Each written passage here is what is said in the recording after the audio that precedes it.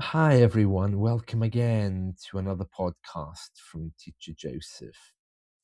Over the last number of weeks, we've been talking about the importance of journaling because many of us, we want to learn a language, but the days just pass and we do nothing.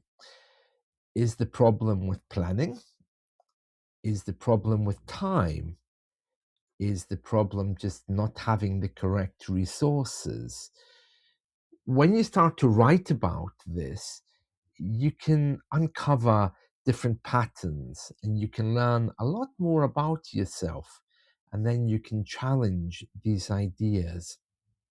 Today, I want to show you an app I have on my tablet, a really great app.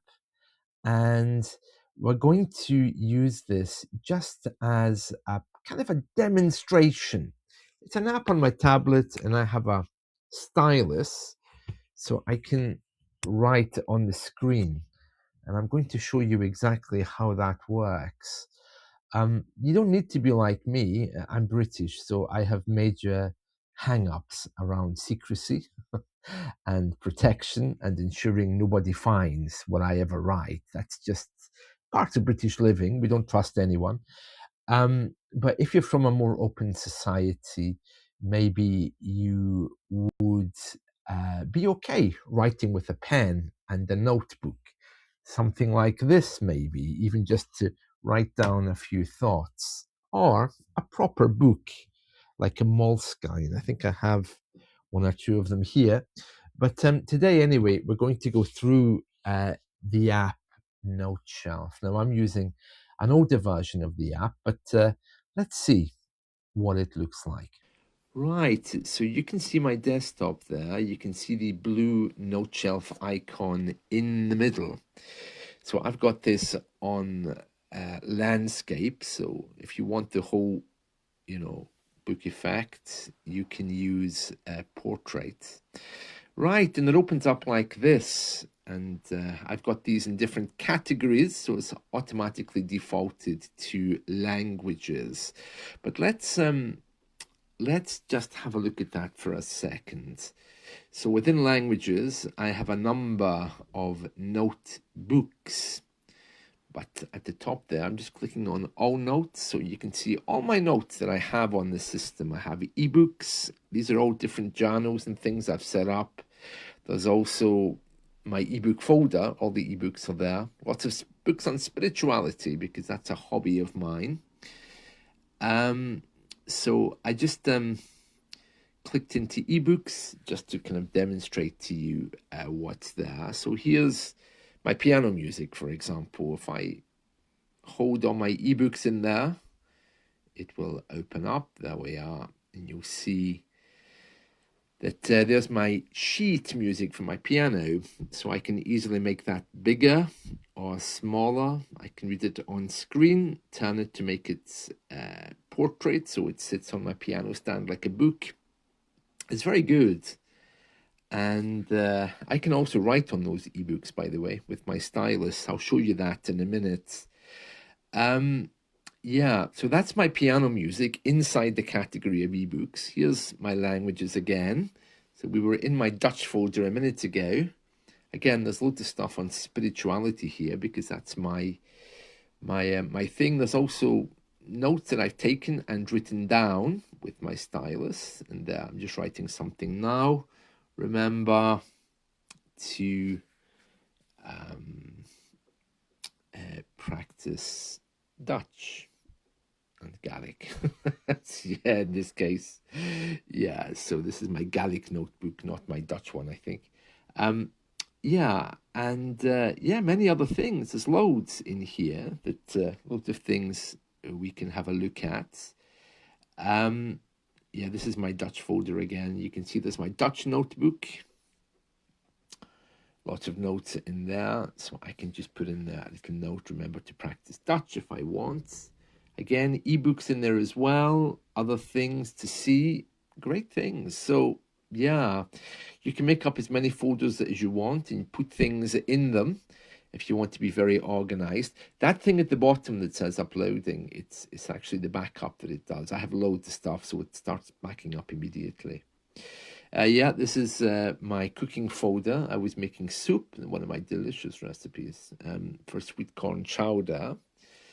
The backup takes ages. You can back up to Google, you can back up to Dropbox. The only problem is it doesn't sync across devices, at least not across platforms. Across devices maybe, but not from Windows to Android. But the newer version of Noteshelf does. So here's more things I've set up. These are my uni notebooks for the different modules I'm doing. So you just click into them and they open up like notebooks, like we saw a second ago.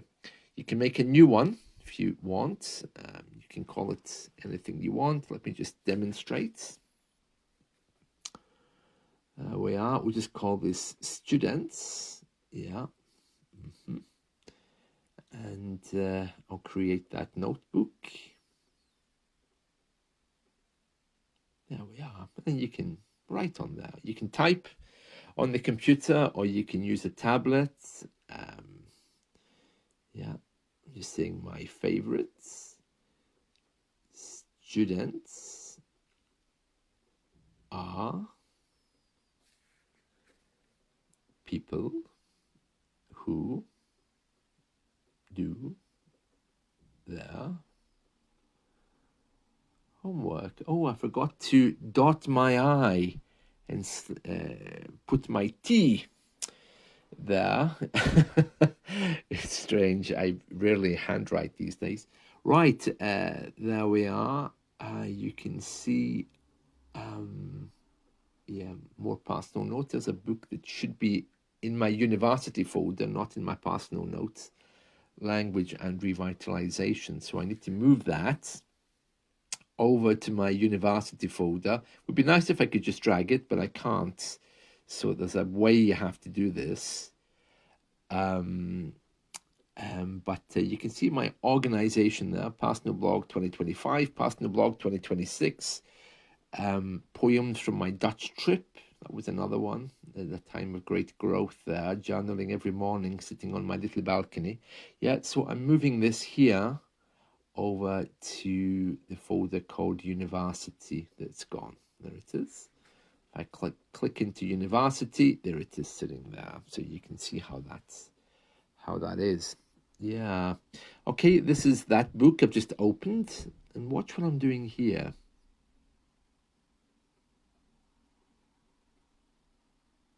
Yeah, I can make notes. I can highlight in different colors.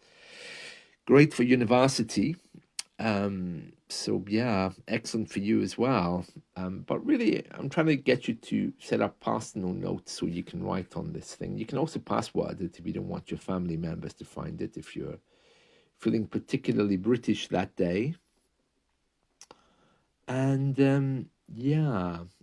So as you can see, it is incredibly useful, really.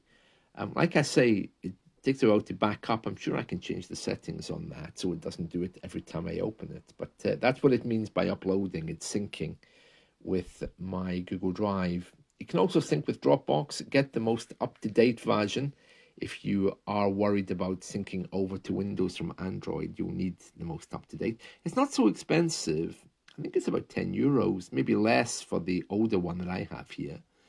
And you can see there's no limit on space either, but of course it's backing up, so there'll be a limit on backup, but you don't have to back it up. I mean, you can opt out of that. Be a bit daft to do that, but you can opt out. Yeah, trash can as well, keeps things in the trash for a while.